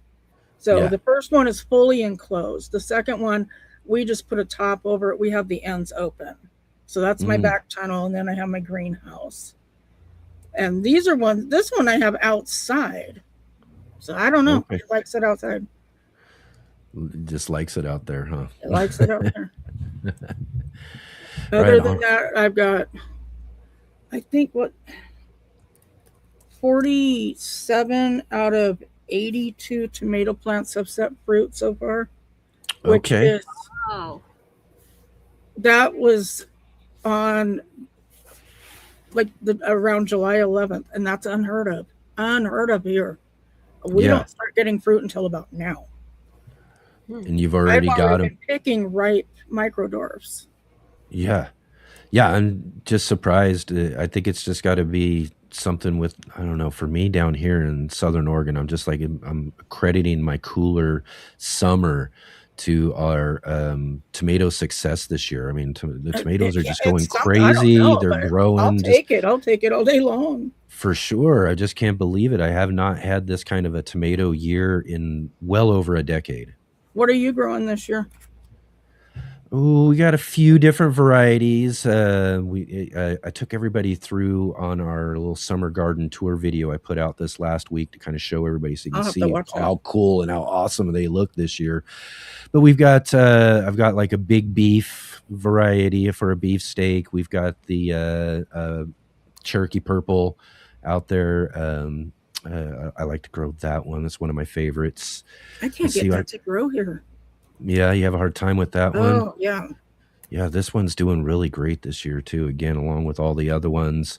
Let's see, we've got a big rainbow, which is one I got from a friend of mine who started some tomato starts and shared with me some of her tomato starts. And when I looked it up, it looks like the kind the pineapple variety I got from Territorial Seed many years ago, and I grew that They're for real several similar. years. They're very similar. Yeah, they do look really similar. So I'm kind of wondering, do they taste similar? Because I really love that pineapple variety. So we'll try that one out. Let's see, we got a couple of other different varieties, a yellow variety of some sort. I can't remember what the name of it was. Bunch of different tomato cherries, of course. I've got some Sweet 100, some Sun Golds. And then I got I got 4 plants out in the back that because I was out planting and I had all my plants, I moved them around in just the way where I lost track of which one was which. So I have 4 plants growing out in the back, which are mystery tomatoes. I do know that one of them is a cherry variety. I do know that now because it's setting fruit and all of that. And the other ones are just starting to pop on some fruit. I think I've only got, this is my list that I have growing this year. I think I've only probably got 2 on there that viewers may have heard of, and that would be chocolate cherry. Those are what was the other one? Prairie Fire. That was a Baker Creek variety. It's really good. It's one of my favorites. Yeah. I had chocolate cherries volunteering for a few years out of a couple of buckets I grew. But I think my most rare this year, Alexei Kulik, he's a Ukrainian breeder. He did a new line. Last year I did the My Ukraine series. Yeah. This year he developed Treasures of the Family. And so I have Primachenko, Stonemason, and Billiker's Flower going. And as far as I know right at this point, I'm the only one in the United States that is growing those particular 3 varieties. And also Apple Feast of the Savior.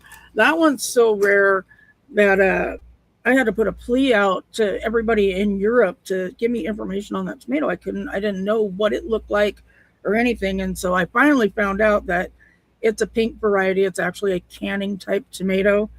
Okay. It's a religious festival that they have back in some of the European, especially the Eastern European countries, where they celebrate this apple feast. I don't know. I don't get into all of that, but that's what it's named after. And then, of course, I have Red Trash Panda I'm looking forward to. Wow. That one, a lady found it growing out of her fire pit. Wow. Right. And then that's great. You've heard of the Rebel Starfighter tomatoes, haven't you? I don't think I have. No. They were a Russ Crowe variety. He started them. Okay. But anyway, I'm doing one of his new ones, Rebel Starfighter Sky Blue, and then we have Rebel Scum Wookie Balls. I could have sold 1,000 of those just on name alone this year. That's what I was gonna say. We coming up with people come up with some really interesting and fun names for these different varieties of tomatoes. Every time I see like lists that people put out, these are the ones I'm like. There's always a few in there. I'm like, I haven't heard of that one before. That's an interesting name for sure. I want to grow it Yeah. just based on the name alone. Oh, and then I've got 6 of the different stick varieties going, and those are so interesting. They are basically a stick, and then their leaves, their foliage is like pom-poms, and then the fruits grow right where the pom-poms go. But then you have Wow. a big, like this long bare stem, then Yeah. another pom-pom. They're pretty cool. They don't taste the greatest, but I don't grow them for taste. Wow. Excellent. Excellent. Well, right on, Lori. Thank you for jumping on. I'm just realizing what time it is. I keep Yeah. the Other than that, darn we got a new peacock for my show birthday. going by so fast. You got a new peacock. Yeah, I did. Awesome. His Yeah, name yeah. I is think I Barney. saw He you goes with posting Fred. about that on Facebook recently. So yeah. Yeah. Oh, awesome. We That's so fun. rescued him. Oh man, that's awesome. Yeah, again, too, thank you so much for hanging out with us today and joining with us on the show, talking about those tomatoes. You share and making videos this year on your channel, right? Yeah. Yep. So definitely, everybody, go and check out these tomato varieties and all these sort of things that Lori's got growing over there at Kelpie Yeah, Capers I got Farm. 2 so far, and I usually put those in my shorts. And remember, she's a seed saver, so get a hold of her for some of these awesome, cool varieties and interesting named varieties as well, too. Or if you've got some cool tomatoes or different varieties, definitely go and I'm check with always up to Lori's. trade for ones I don't have. Exactly. She's always up for it. I know this. So definitely go and check out Kelpie Capers Farm. Awesome, Lori. Thank you so much for joining on with us today. It was really great to have you here. We look forward to another community show and talking a little bit more about your tomatoes. Take care. Excellent. Thank you. Okay. Oh, I got to get everything right here. Okay. I think So my banners are all messed super up. I'm super glad for all the guests that we've had so far. We still have one more here. Yes. We got one more. Yes. Is it in at the end here? But I just We're want to squeezing. emphasize to anyone who has been a guest, if you save that show link that Yep. you've already got, you can come back for an after show hangout with us backstage. Yeah. I got a few minutes I can hang out with everybody here. So definitely use that link. Come join in after the show for an after show hangout. And let's bring this guy on real quick here. Let's finish up the show right.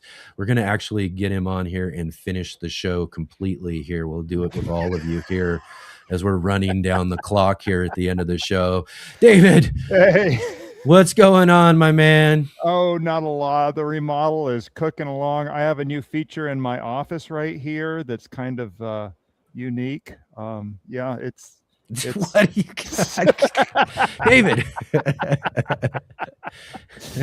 Everybody thinks it's very posh to have a toilet in there. Well, at least you're not using it for your actual captain's chair for your streaming here. There you go. That's Oh, great. my You must be working on the bathroom space then, right? I am. I pulled out the toilet so we could start. I'm hoping to start tiling in there here in the next day or two. So I cannot show you beyond the edge of the screen here because something is going on literally right now. And so we might be able to reveal something maybe in tomorrow's community show. So yeah, maybe we'll have to see what we're doing. And I'm mainly here because of that right there, is how Ms. Bowtie is doing. She is actually doing amazing. She is hitting the most optimistic targets of all the recovery she needs from her. She had a rotator cuff repair of the subscapularis with a Regeniten patch. And so on her right shoulder, and she still has to have the left shoulder done, but one at a time, huh? Yeah, you don't do both at a time. So here I had a shoulder issue years ago, and oh my gosh, you don't think, I mean, it was the worst thing I think I ever went through. You just you don't realize how much is involved with your actual shoulder. Yeah. Oh yeah. It's amazing. Like you have a shoulder out, and next thing you know, it's like, wait a minute, I did not realize it was going to really be this big of a problem. Yeah. Little drama going on over here. That's all right. Popping the cans. There you go. Gotta do your job there for sure. So, but yeah, so she's doing well. She's actually off the heavy pain medications as of last night, and this is day 5 after surgery, and we're started taking the sling off to let her straighten her elbow and stuff. So things are going good. I saw Robin was in there earlier. I presume, yeah, you're still there. So Robin was very helpful with her treatment procedure and everything. So it's going great. It's going great. It's fine. I'm fine. Everything's fine. Everything's fine. It's going good. Excellent. Garden growing good. Everything. Garden's growing too good. Too good. I love it. Well, we haven't had a lot of time to do weed control and a bunch of other stuff. I was out there cutting grass and creating a segment for Chad. I don't know, is Chad in here? Got that coming up here. Was that? I think not. Yeah. Okay. Anyway, and then I've got your segment for next Sunday coming up. So yeah. That's your turn coming up next Sunday. Yep, Mrs. Bowtie has it on my list of production. So yes, everything is going well. The biggest thing is just a lot of people have been asking about Mrs. Bowtie and how she's doing, and we're on target. So I think her follow-up is Friday, and we'll find out then where we go next. Excellent. Well, it's good that it's everything's sounding good so far. Yeah, definitely. And again, I mean, shoulders are just the recovery on that, physical therapy, everything. It's kind of excruciating, but it'd be good to be on the other side of that for sure. But then again, getting on the other side of this one only means you got to go to the other side, right? Yeah. Do the one on the other side too. So well, we got a lot of education now, so you go into this like, what about this, what about that, what about this, and I know, Joe, we're working on that right there. But we've been through the process of everything needs to get done twice now, the routine stuff, and it's going good. So she's really doing well. We're actually, I don't do much. I try to do little for her because she's supposed to be getting up and turning, walking around and moving around and doing very minor stuff to keep moving. So okay. Well, good. Hopefully, again, quick, fast, awesome recovery for sure. And again, sorry to pop you on such last minute here. No, it's fine. Maybe get a chance to join on with us a little bit for a little bit more discussion tomorrow. Yep. Definitely. Hoping to, yes.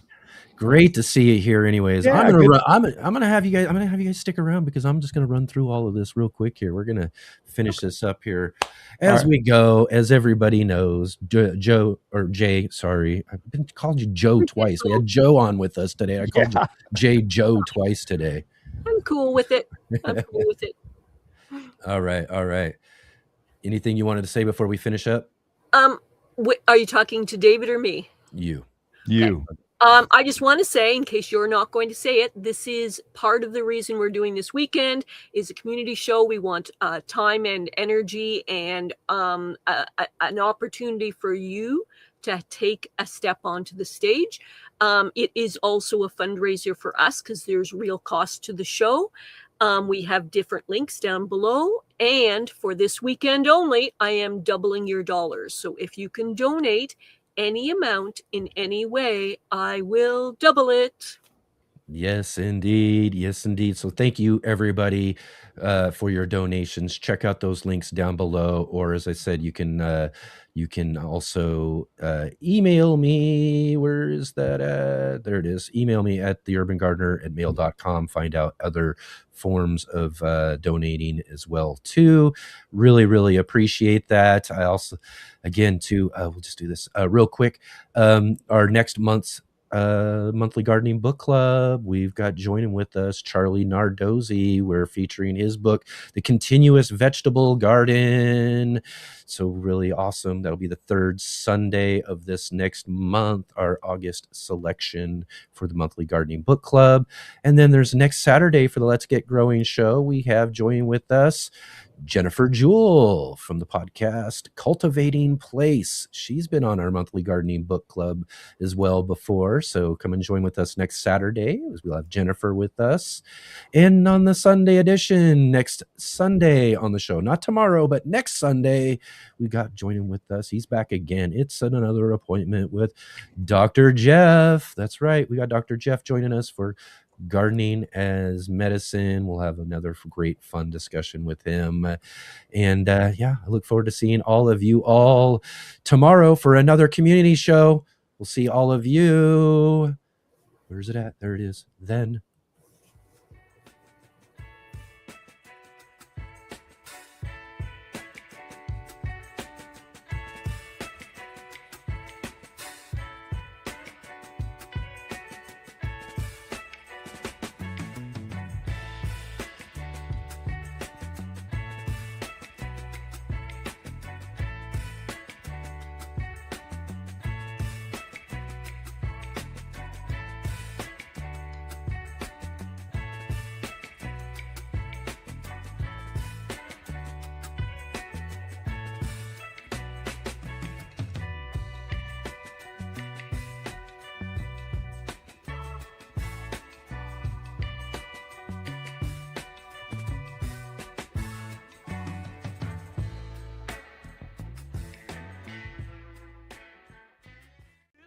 The ugliest plant in the world, but